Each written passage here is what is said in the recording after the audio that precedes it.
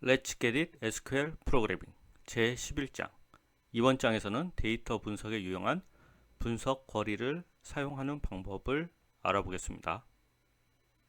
제일 먼저 알아볼 것은 CTE입니다. CTE는 Common Table Expression의 약자로 우리말로 하며 공통 테이블 표현식이라고 합니다. 또한 이 CTE는 with로 시작되는 셀렉트 문이므로 윗절 혹은 윗문이라고도 부르는 분이 계십니다. 그래서 CT는 with로 시작되는 셀렉트 문, 서브 쿼리를 여러 개 선언해서 사용할 수 있습니다. CT의 구문은 먼저 with로 시작합니다. 그리고 서브 쿼리에 대한 별칭, 알리아스를 명시한 다음 as를 명시합니다. CT의 경우는 이 as를 생략할 수가 없습니다. 그리고 괄호 열고 해당 서브 쿼리를 정의를 합니다. 사용할 서브 쿼리가 여러 개 있으면 콤마로 구분해서 다시 별칭과 as 그리고 서브 쿼리를 쭉 기술을 합니다. 그리고 메인 쿼리는 맨 마지막에 옵니다. 그래서 메인 쿼리에서는 select from, 이 from 절에는 앞에서 선언한 이런 서브 쿼리에 대한 별칭을 사용할 수도 있고 일반 테이블을 사용해서 이 서브 쿼리와의 조인을 할 수가 있습니다. 그래서 9장에서 배웠던 서브 쿼리 중 파생 테이블과 CT를 한번 비교해 보도록 하죠. 이 쿼리는 예제 9-10에 있는 쿼리입니다. 여기서는 디파트먼트 테이블과 서브 쿼리를 사용했죠. mng라는 서브 쿼리. 그래서 from 절에 위치하는 파생 테이블 형태입니다. 그리고 메인 쿼리의 where 절에서 조인을 했죠. 근데 이 부분을 CT로 변환을 한다면 먼저 with로 시작을 하고요. 서브 쿼리에 대한 이 mng라는 별칭을 줍니다. 그리고 as 다음에 이 부분 파생 테이블의 서브 쿼리를 기술을 합니다. 그리고 CT의 경우는 메인 쿼리가 이 맨 밑에 옵니다. 그래서 select 하고 from 디파트먼트 테이블과 mng, 이 mng는 앞에서 정의한 요 서브 쿼리겠죠. 그래서 mng와 조인을 하는 형태를 취합니다. 예제를 통해 한번 CT의 동작을 보겠습니다. 먼저 myWork 데이터베이스에 진입을 합니다. 그리고 방금 살펴보았던 문장이 여기 있습니다. 그리고 파생 테이블을 사용했던 9-10번 쿼리도 여기 있습니다. 먼저 9-10번 쿼리를 시행을 해 보겠습니다.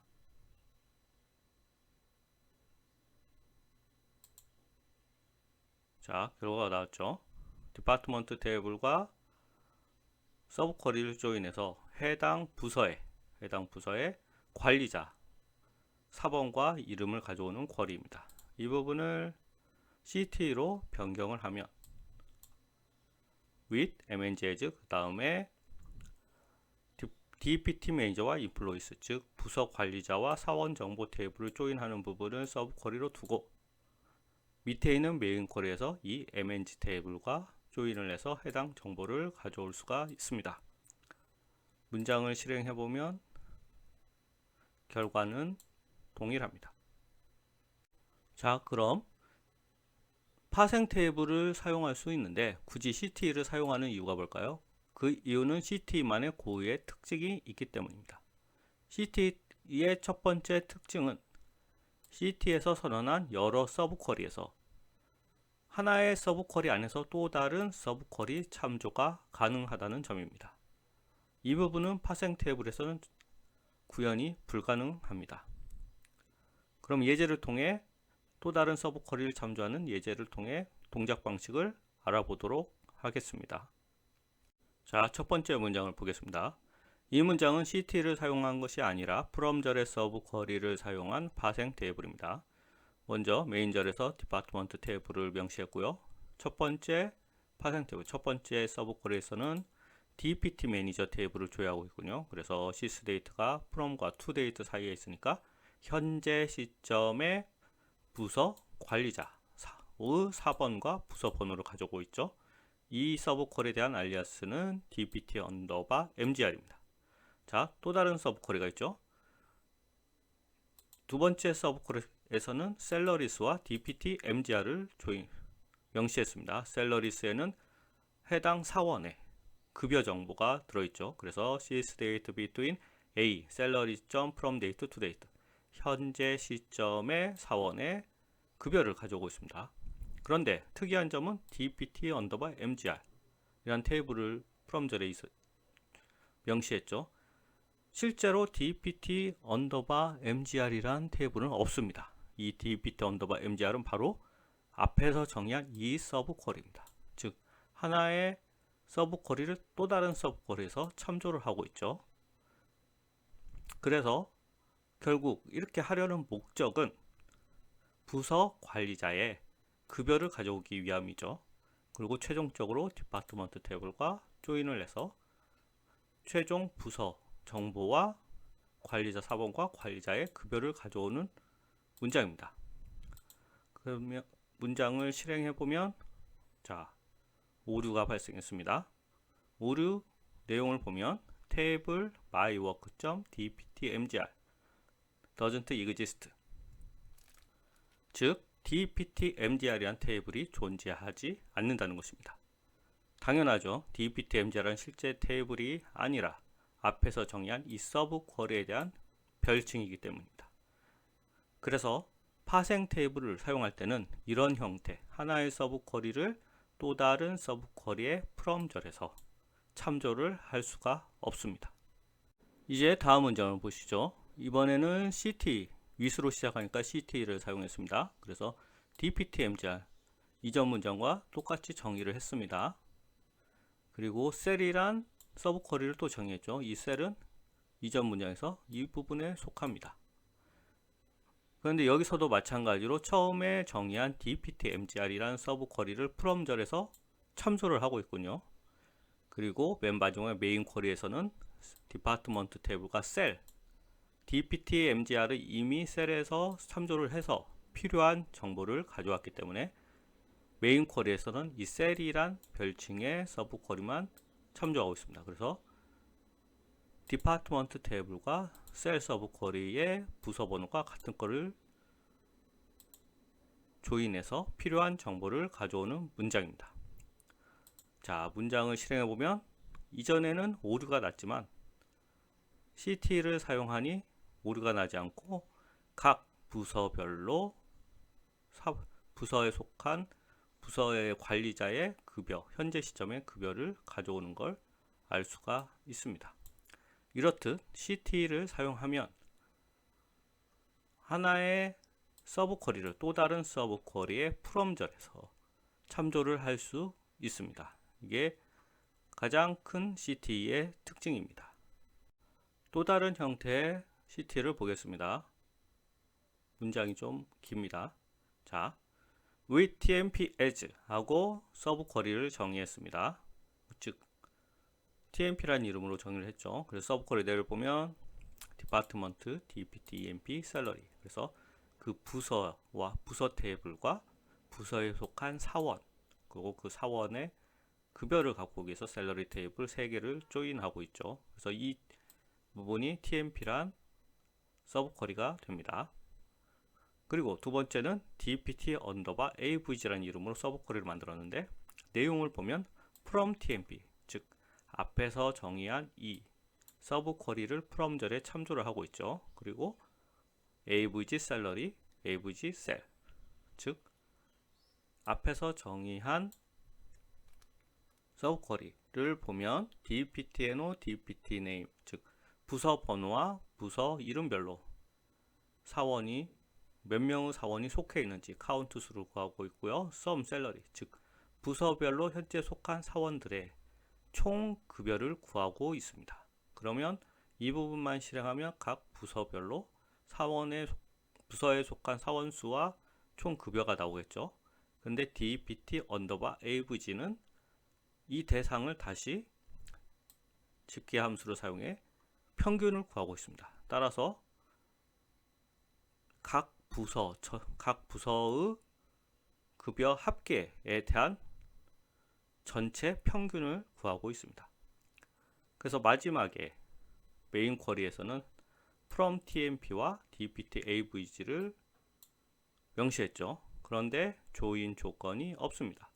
조인 조건이 없는 조인은 카티전 곱이죠. 그래서 n 곱하기 m, 즉 TMP가 반환하는 로우 개수 곱하기 DPT MGR이 반환하는 로우 개수만큼의 로우가 조회됩니다. 사실 이 DPT AVG가 반환하는 것은 집계 함수 AVG 셀러리만 구하기 때문에 단 하나의 로우만 나오겠죠. 그리고 TMP 테이블에서 DPT NO, DPT NAME, 셀러리, 여기서 셀러리는 각 부서별 사원들의 급여 총액이 말합니다. 이 부분이죠. 그래서 결국 이 쿼리는 각 부서별로 사원들의 총 급여 합계와 부서별 전체 평균을 구하는 쿼리입니다. 여기서도 두 번째 DPT AVG 서브 쿼리에서 첫 번째 TMP 서브 쿼리를 참조해서 계산을 하였죠. 문장을 실행해 보면, 자, 각 부서 번호와 부서 이름이 나왔죠. 그리고 이 셀러리는 이 부서에 속한 사원의 전체 급여 합계고, 이 전체에 대한 평균 값이 조회되는 걸 알 수 있습니다. 즉 디파트먼트 부서부터 파이낸스 부서까지의 셀러리, 여기서 구해진 셀러리 값의 평균을 의미합니다. 따라서 이 내용을 보면 각 부서별로 현재 사원들의 총 급여 합계도 볼 수 있고, 이 급여 합계가 전체 평균에서 어느 정도 되는지 비교할 수 있게 평균 값도 같이 볼 수 있는 쿼리입니다. CTE의 또 다른 특징을 알아보겠습니다. CTE는 재귀 쿼리를 만들 수가 있습니다. 재귀, 리커시브라고 하죠. 재귀 쿼리의 특징은 서브 쿼리 안에서 다시 자신을 참조하는 순환 참조 기능이 가능합니다. 그래서 최종 결과 집합을 반환할 때까지 하위 집합을 반복적으로 반환하는 쿼리입니다. 그래서 구문은 기존 기존 CT와는 다르게 with 다음에 반드시 리커시브를 명시를 해줘야 합니다.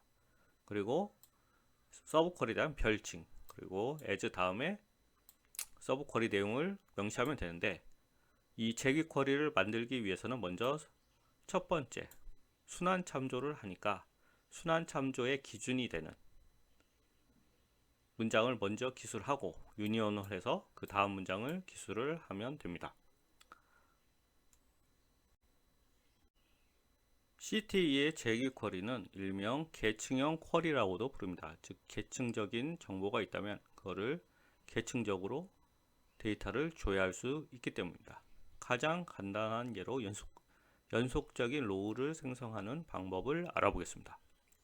먼저 with 다음에 리커시브, 재귀 쿼리에서는 리커시브를 반드시 명시해야 합니다. 그리고 CTE라는 알리아스를 줬죠. 그리고 재귀 쿼리의 서브 쿼리 내부는 이렇게 유니온 올로 연결됩니다. 그래서 select 1 as n, 이 부분은 단순히 1이란 n이란 컬럼의 별칭으로 1이라는 값을 조회하는, 산출하는 문장입니다. 그래서 유니온 올 앞에 위치하는 부분은 이 재귀 쿼리에서 시작 부분을 의미하죠. 그래서 이 부분이 여기에 해당이 됩니다. 그리고 유니온을 하고 두 번째 문장에서는 select n 플러스, 그래서 n은 이 부분이죠. n 플러스 1씩 증가를 시킵니다. from CT, 이 CT는 자기 자신을 말합니다. 앞에서는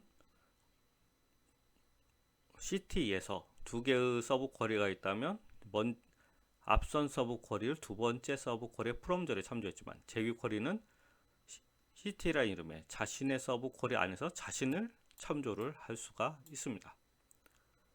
그래서 where n은 5보다 작다, n 값이 5보다 작을 때까지만 순환을 하는 것입니다. 그래서 마지막에는 select all from CT 하면 어떻게 결과가 나오냐, 먼저 유니온을 앞에 있는 이 부분이 시작 부분이죠. 그래서 n은 1이 나오겠죠. 그래서 최종 반환 값은 1이 됩니다. 그리고 유니온 올로 묶여서 이제 순환이 시작됩니다. n 더하기 1, 자 n이 1인 상태죠. 두 번째는 n 더하기 1을 하면 2가 되겠죠. 그래서 n은 2가 반환됩니다. 근데 이때 두 번째 문제에서 n이 5보다 작을 때까지만 순환을 하라는 조건을 주었으니 현재 n은 1이니까 n이 5보다 작죠. 그러니까 2를 반환합니다. 그 다음에 다시 순환이 돼서 n이 2가 되면 n 더하기 1은 3이 되고, 이때 n은 2니까 5보다 작으니까 3이 반환이 됩니다.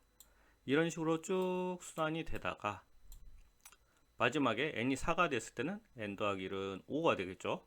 근데 n은 4니까 5보다 작으니까 5까지 조회가 됩니다.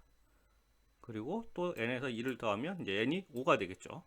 n에다 2를 더하면 6이 되고, 이때 n이 5보다 작나요? 그렇지 않죠. n은 5죠. 그래서 이 순환 참조는 여기에서 중지가 됩니다. 그래서 이 한 문장으로 반환값이 1, 2, 3, 4, 5 총 5개의 로우가 조회가 됩니다. 그럼 예제를 통해 제기 쿼리의 동작 방식을 살펴보도록 하겠습니다. 자, 먼저 방금 살펴봤던 문장입니다. 이 문장을 실제로 실행을 해보겠습니다. 자, 그러면 n이 1, 2, 3, 4, 5까지 만들어지죠. 그래서 CT 이 제기 쿼리 기능을 사용하면 연속적인 이런 로우를 생성을 할 수가 있습니다. 자, 다음 문장을 보시죠. 11-7번 문장을 보시면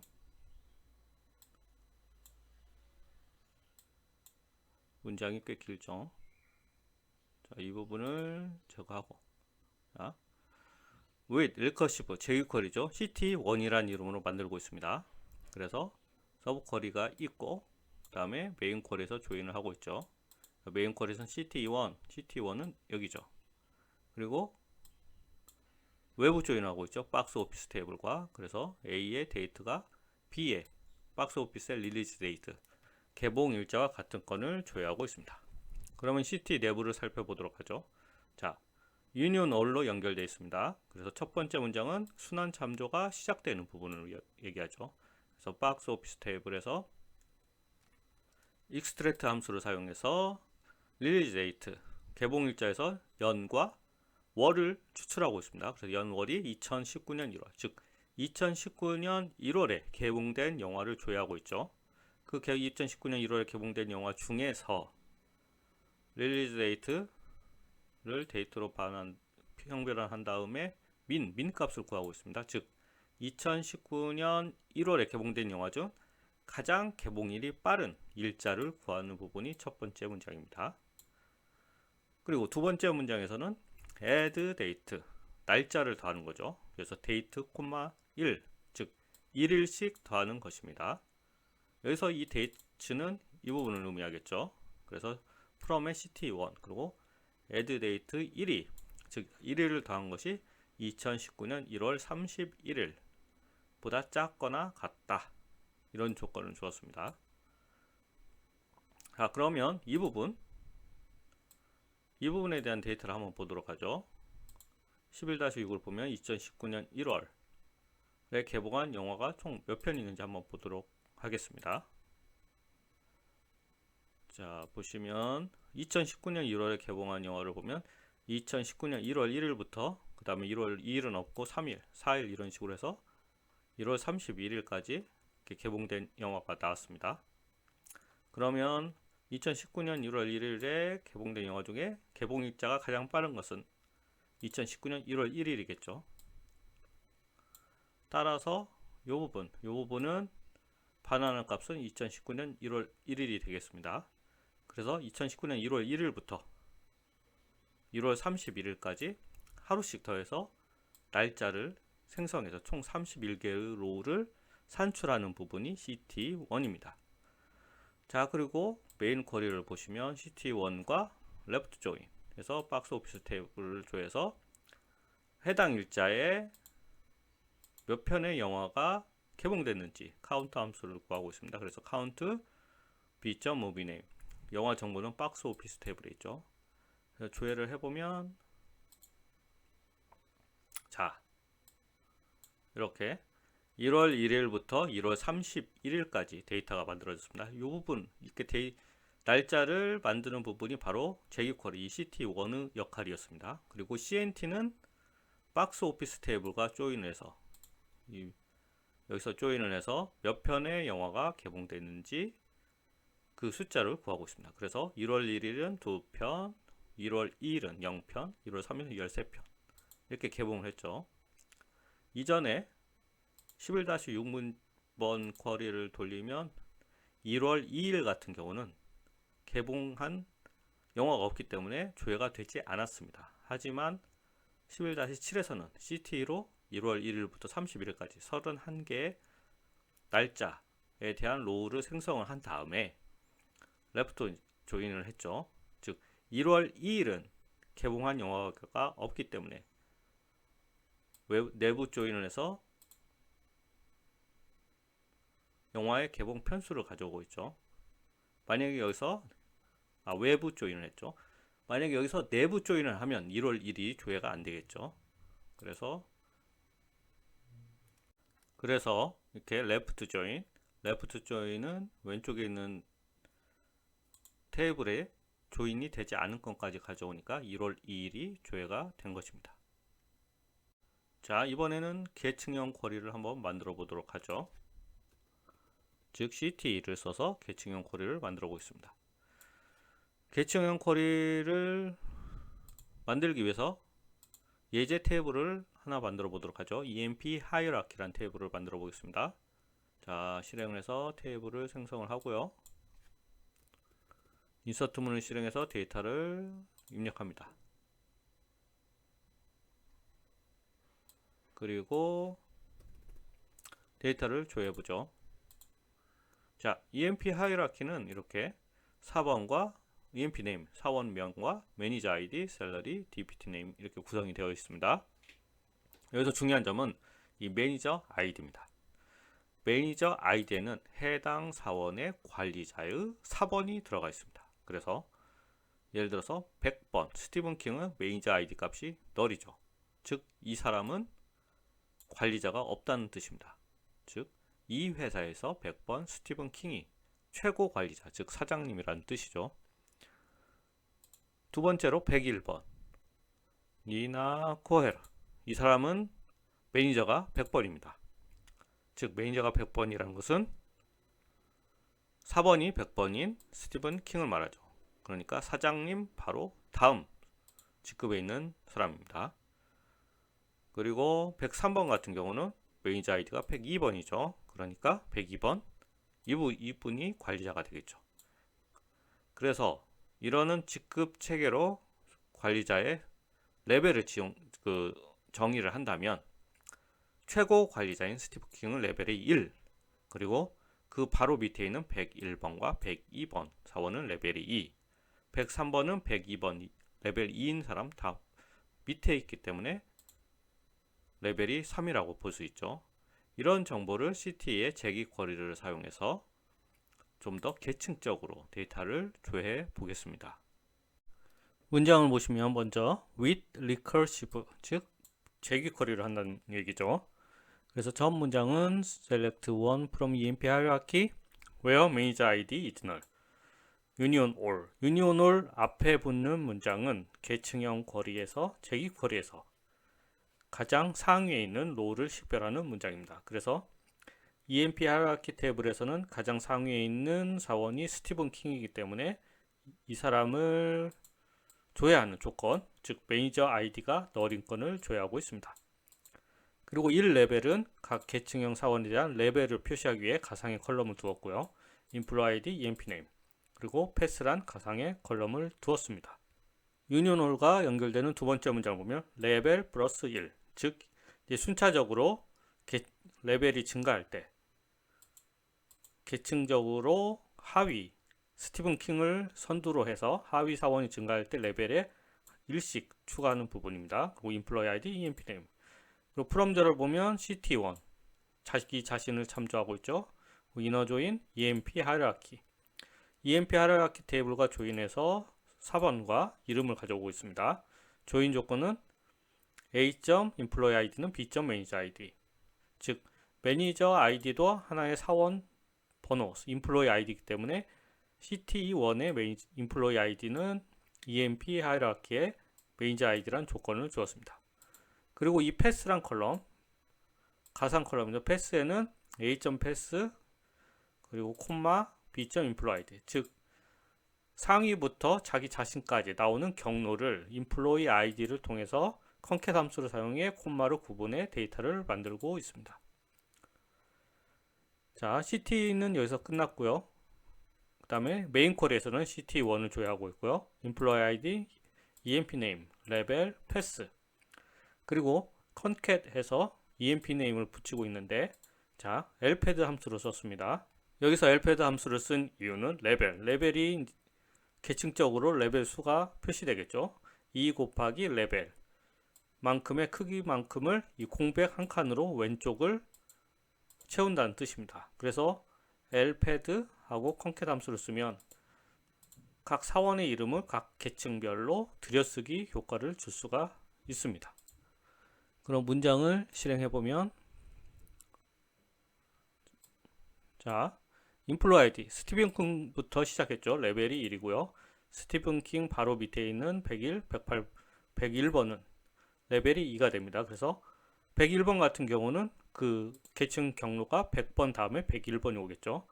그리고 lpad 함수를 써서 공백이 101번 같은 경우는 레벨이 2이기 때문에 2 곱하기 2에서 4칸의 공백이 좌측에 붙습니다. 따라서 들여쓰기 효과가 납니다. 이런 식으로 계층적으로 데이터를 조회해 볼 수가 있습니다.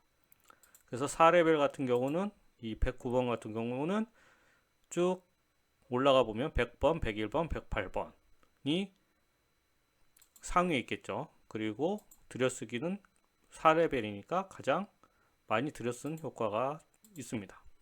그래서 이렇게 lpad 함수를 써서 들여쓰기를 하면 어느 사원이 어떤 사원의 밑에 있는지 한눈에 보기 쉽게 데이터를 조회할 수가 있습니다.